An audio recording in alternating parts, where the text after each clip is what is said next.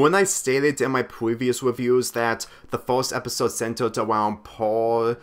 doing a robotic competition against Peridot, while the other is focusing on Peridot hurting Amethyst's feelings, this episode kind of focuses on Peridot's interactions with Garnet, but at the same time this was also taking place during the events of them making the drill and before the events of the last episode. The first 2 minutes and the last minute of the episode took place after the last episode, while 7 to 8 minutes, which is in the middle of the episode, took place before the last episode. So in all honesty, with this focusing on Peridot and her audio diary from her tape recorder, I seriously watched this episode out of context back in 2016 along with the first episode, after watching Uncivilized Elk's review of it when he was reviewing Steven Universe episodes at the time. Steven listens to an audio diary from Peridot's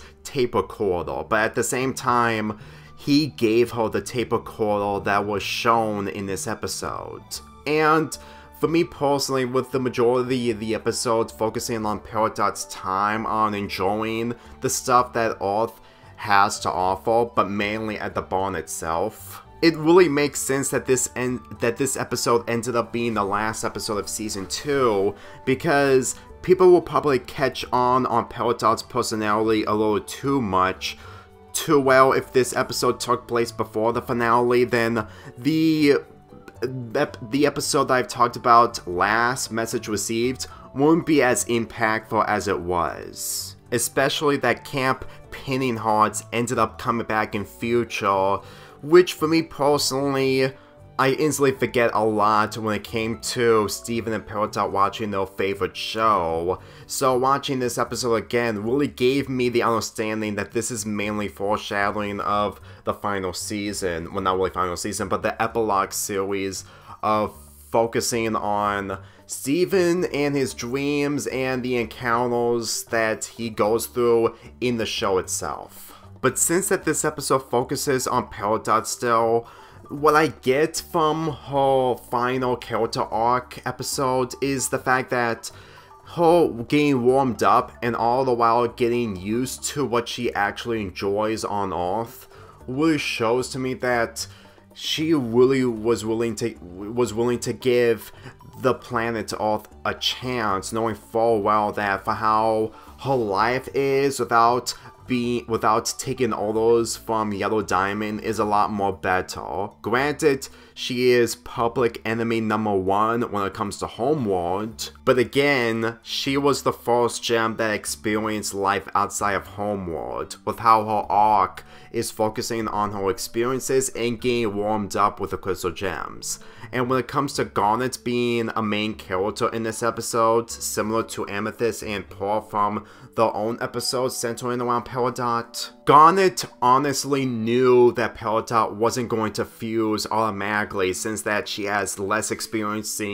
on fusing with another gem, and considering that Peridot is mostly against the ideal, maybe there's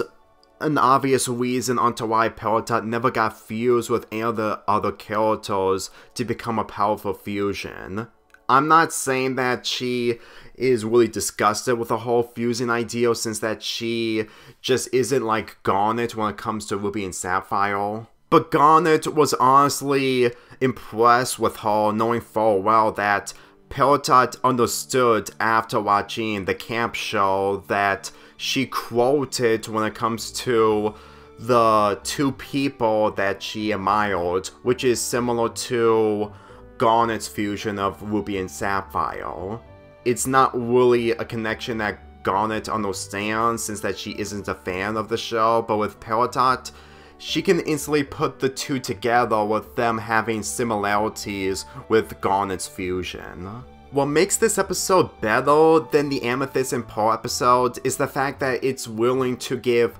Peridot nuance when it comes to experiencing life on Earth. And even though that in future episodes she has more experience when it comes to her central episodes, I feel like that this episode really shows that she is having a change of heart that is going to be building up towards message received. If anything, if this episode was something else entirely than how I view it back in 2016, then I'm pretty sure I wouldn't be able to get into this show a lot earlier until I was actually ready. And believe me, seeing Peridot in this episode was entertaining, but also satisfying knowing full well that her development has been a lot more better than how she was during my first binge watch. Then again, the first binge watch experience was memorable because I watched these episodes for the first time, but when it came to the second binge watch, I can instantly tell that there was a lot more going on with the characters, that Peridot has a lot more to offer when it comes to this episode, with it taking place during the events of her arc and before Message Received. Admittedly, it isn't better than Message Received, but at the same time, knowing full well that that episode was really the peak of Peridot's arc, I can guarantee that people were probably adoring this episode a lot more after Message Received. Believe me when I say this, I can instantly tell that back in 2016, which is in the beginning of it while this episode was airing, people were really adoring Peridot to the point that they just couldn't get enough of her character after her performance and development from that episode. Despite of how it wraps up differently in comparison to the first season, each finale of each season are different from each other, so for me personally, it really feels like that this is honestly a change of pace in comparison to the season 1 finale.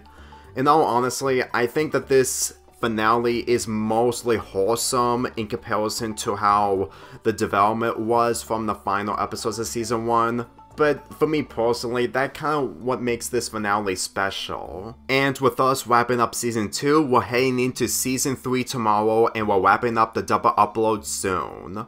I'm giving this episode a 9 out of 10.